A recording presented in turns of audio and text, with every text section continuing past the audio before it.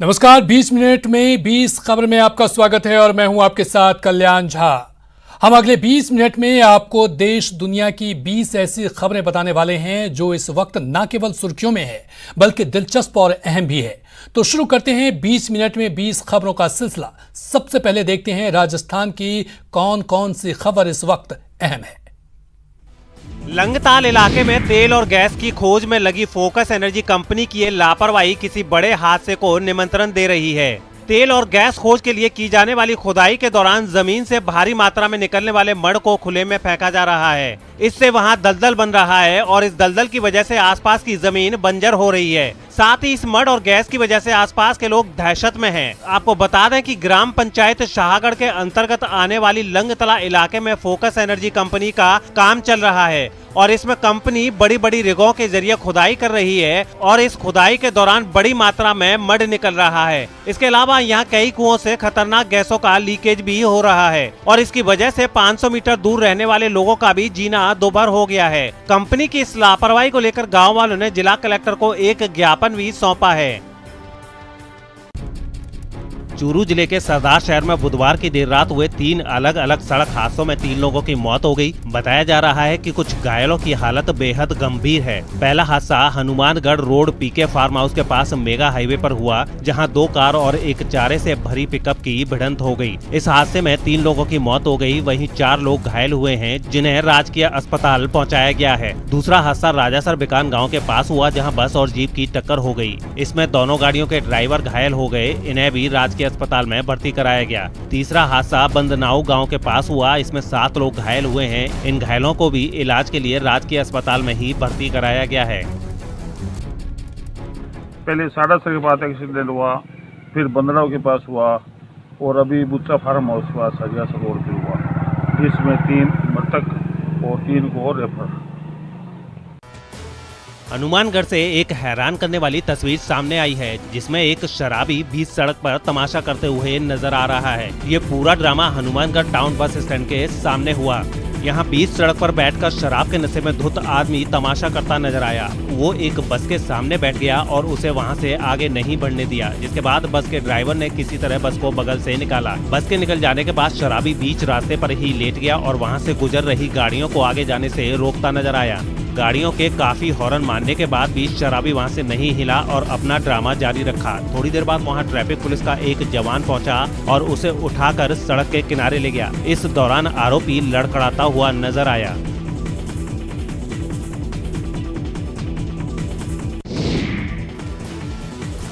अलवर जिले की नीमराणा पुलिस की गिरफ्त में आए इन लोगों पर जिस्म फरोशी का आरोप है। पुलिस का कहना है कि उन्हें खबर मिली थी कि एक होटल संचालक और उनके साथी ऑन डिमांड लड़कियों की सप्लाई करते हैं। इस सूचना के बाद पुलिस ने जाल बिछाया और 2 कांस्टेबल ने ग्राहक बनकर होटल संचालक से संपर्क किया। इसके बाद होटल संचालक ने अपने होटल में 2 लड़कियों को बुलाया और इसी के बाद पुलिस ने मौके पर दबिश देकर दोनों लड़कियों समेत 6 लोगों को गिरफ्तार कर लिया।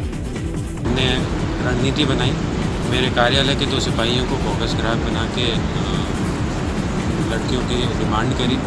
तो यहाँ पे जो जिनकी शिकायत मिल रही थी उन लोगों में से एक उसने दलाल ने लड़कियाँ देने के लिए एग्री हुआ और हमने 2 लड़कियों एक पर्टिकुलर होटल पे बुलवाया, उसको वेन्यू दी, तैयार हो गई। वहाँ 2 लड़कियों को लेके दलाल और उसके साथी दोनों सहयोगी वो आए हैं। हमने 2 लड़कियों को गिरफ्तार किया।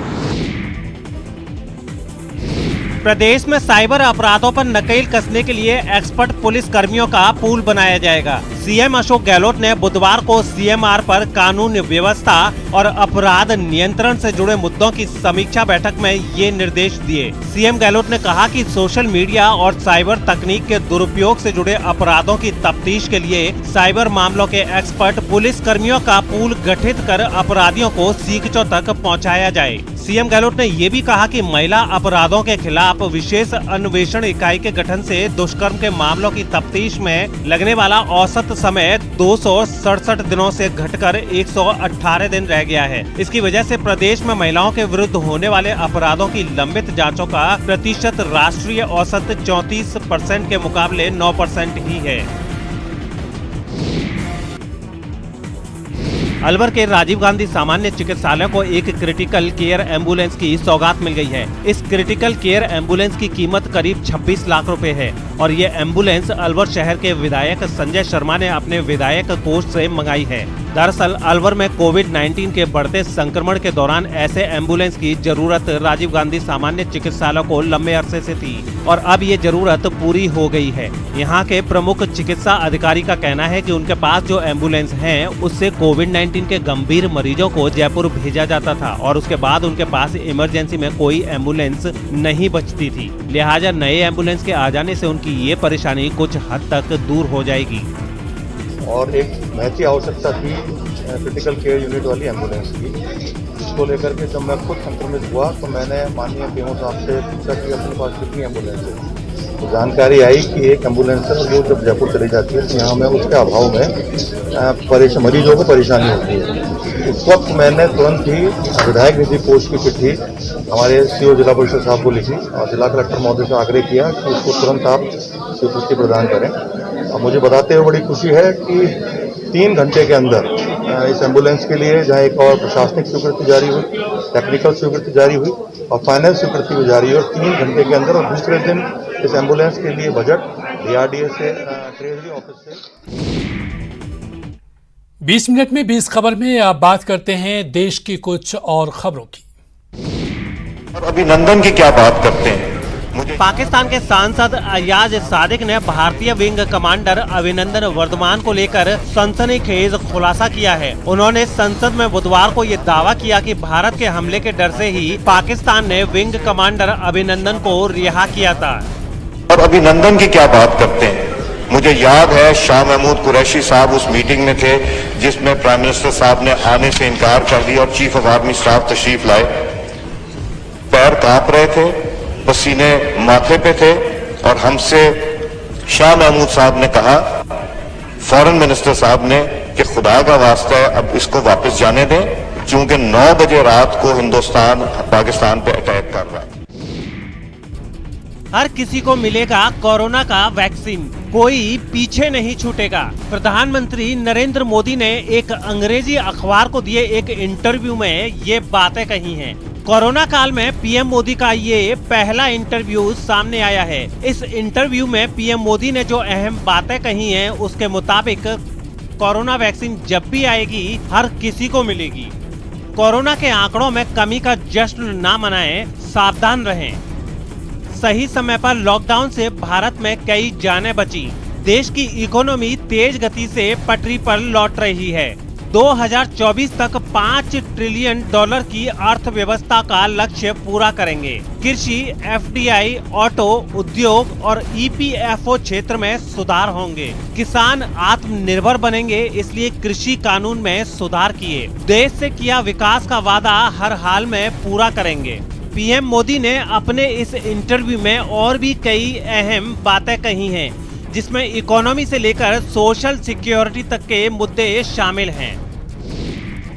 बंगाल के आसनसोल में टीएमसी नेता और वहां के मेयर की ओर से बांटी जा रही अगरबत्ती पर सियासी पारा चढ़ गया। पिछले कुछ दिनों से आसनसोल में डेंगू के मामले बढ़ते जा रहे हैं। दावा किया जा रहा है कि लोगों में बांटे जाने वाली इस अगरबत्ती से डेंगू फैलाने वाले मच्छर दूर भाग जाएंगे। यही वजह रही कि ये अगरबत्ती घर घर जाकर बांटी गई। टीएमसी नेता और आसनसोल के मेयर जितेंद्र तिवारी की ओर से बांटी जा रही इस अगरबत्ती के पैकेट पर उनकी तस्वीर भी नजर आई। यही नहीं, पैकेट पर मुख्यमंत्री ममता बनर्जी की तस्वीर भी दिखी, जिसे इलाके के टीएमसी नेता ने लोगों को बांटा। उन्होंने इसकी आड़ में बीजेपी और अपने दूसरे राजनीतिक विरोधियों पर हमला करना भी शुरू कर दिया। 2021 যে আমাদের নির্বাচন, সেই নির্বাচনে আমরা কংগ্রেস, बीजेपी, सीपीएम এদিকে ধূপকাঠি জ্বালিয়ে মশার মতো তাড়িয়ে দিতে চাই। जिसके बाद बीजेपी भड़क गई और उसने मेयर जितेंद्र तिवारी पर सीधा हमला किया। एक मेयर जो माने आसनसोल से डेंगू नहीं भगा पा रहे हैं, वो घर घर घुस के बोल रहे हैं बीजेपी को भगाना है। लेकिन जैसे ही मेयर ने मामला बढ़ता देखा, उन्होंने डेंगू के बारे में कुछ भी नहीं कहा और लोगों को अगरबत्ती बांटने की अलग ही वजह बतानी शुरू कर दी। त्योहार के पहले एक लोगों के घर में एक अगरबत्ती देना, यानी वो शुभ काम में लिप्त रहें। मौसम बदलने के साथ ही बंगाल के कई शहरों में कोरोना और डेंगू का डबल अटैक शुरू हो गया है। हालांकि इस तरह के बहुत ज्यादा मामले अभी सामने नहीं आए हैं। बिहार के सीतामढ़ी में हुए एक सड़क हादसे में एक लड़की की मौत के बाद सड़कों पर उतरी भीड़ ने पुलिस वालों को दौड़ा दौड़ा कर पीटा। यह हंगामा उस वक्त हुआ जब पीड़ित परिवार और उसके समर्थन में लोग सड़क पर शव रखकर अपनी मांगों के लिए ध्यान देने लगे, जिसके बाद भीड़ को खदेड़ने के लिए पहुंची पुलिस को भी विरोध का सामना करना पड़ा। सामने आए एक वीडियो में लोग एक पुलिसकर्मी पर डंडे बरसाते हुए भी नजर आए। जिस पुलिसकर्मी के साथ मारपीट हुई उसने भीड़ को तितर-बितर करने के लिए अपनी बंदूक से भी डराने की कोशिश की। उसने कई बार बंदूक चलाने की भी चेतावनी दी। इस पर भीड़ का गुस्सा सातवें आसमान पर पहुंच गया।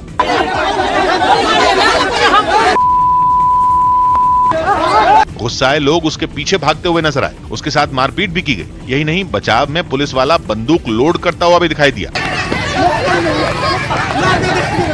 सड़क हादसे में जिस लड़की की मौत हुई उसका शव सड़क पर रखकर लोगों ने खूब हंगामा किया।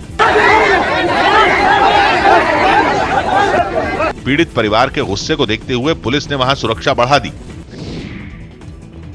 और सूत्रों के मुताबिक सरकार ने परिवार की दोनों मांगे मानने का भरोसा भी दिया।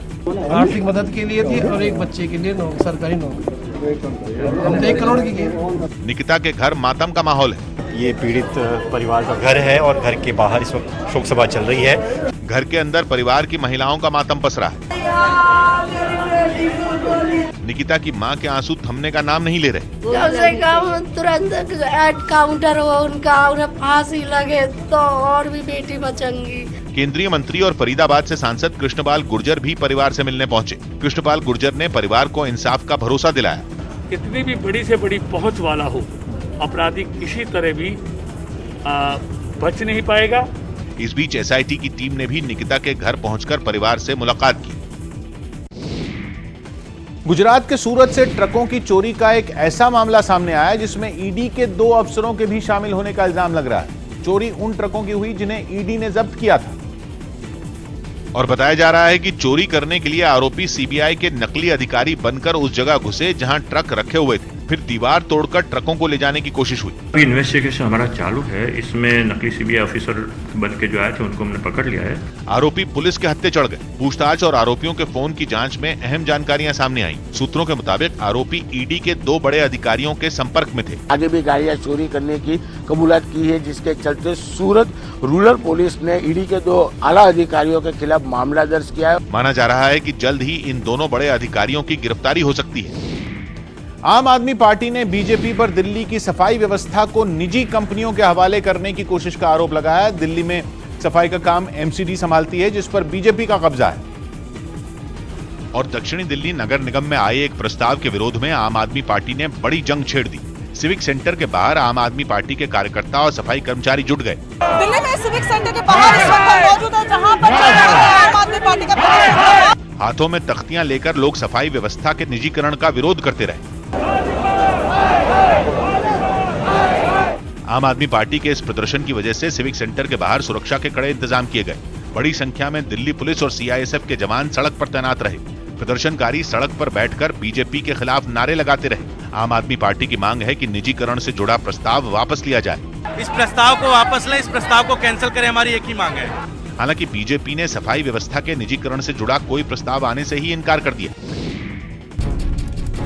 जब थाली महज 1 रुपए की हो, वो भी छोले, पनीर, कड़ी, चावल और नान वाली, तो झक्कर कौन नहीं खाना चाहेगा। ये श्याम रसोई है जहां 1 रुपए की थाली मिलती है। 1 रुपए, वो भी इसलिए ताकि कोई खाना बर्बाद न कर सके। दिल्ली में एक रसोई ऐसी भी है जहां महज 1 रुपए में जरूरतमंद लोगों को भरपेट खाना खिलाया जाता है।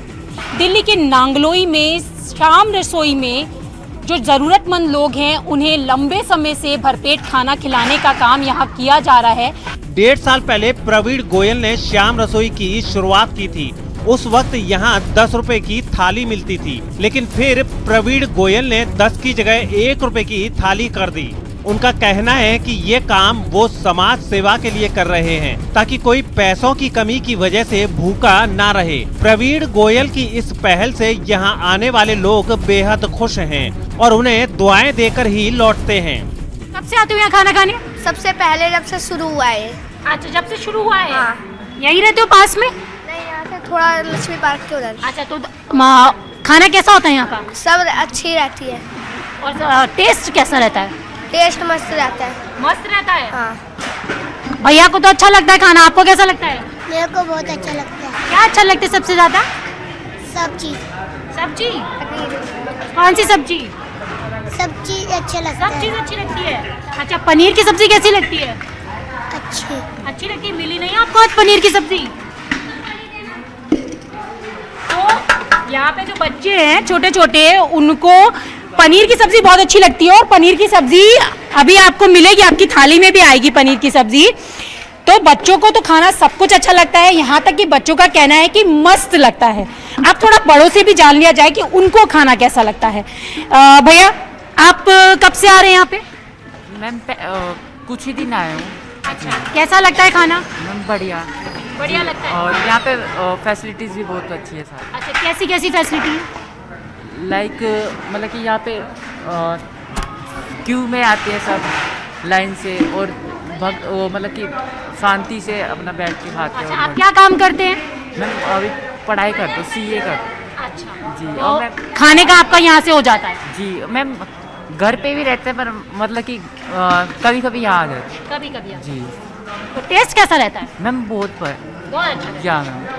तो यहाँ पर जो लोग आसपास में रहते हैं उनका कहना है कि टेस्ट बहुत अच्छा रहता है और वैरायटी बहुत सारी खाने के लिए मिलती है, वो भी महज 1 रुपये में। और अब नजर डालते हैं कुछ अंतर्राष्ट्रीय खबरों पर।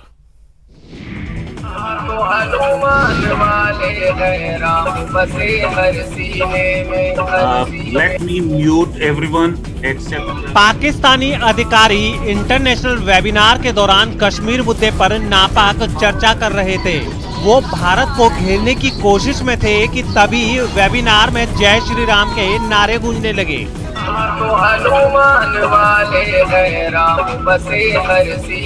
पहले तो किसी को समझ नहीं आया कि हो क्या रहा है और फिर सबका ऑडियो म्यूट कर दिया गया।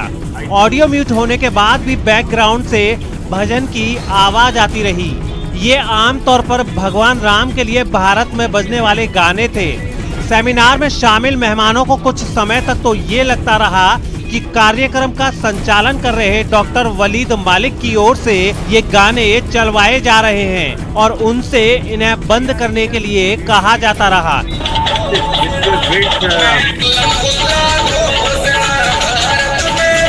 डॉक्टर वलीद मलिक। दरअसल जूम ऐप पर चल रहे इस वेबिनार को हैक कर लिया गया था और हैकर ही जय श्री राम के बोल वाले भजन और गाने बजा रहे थे।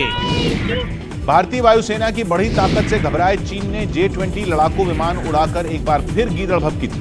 हथियारों से लैस 5 रफाल लड़ाकू विमानों को हाल ही में भारतीय वायुसेना में शामिल किया गया है, जो लद्दाख में निगरानी भी कर रहे हैं। जिनसे घबराए चीन ने भी अपनी आसमानी ताकत दिखाने की कोशिश की। वहां के सरकारी अखबार ग्लोबल टाइम्स ने एक वीडियो जारी किया जिसमें चीन के J-20 लड़ाकू विमान आसमान में उड़ान भरते नजर आए।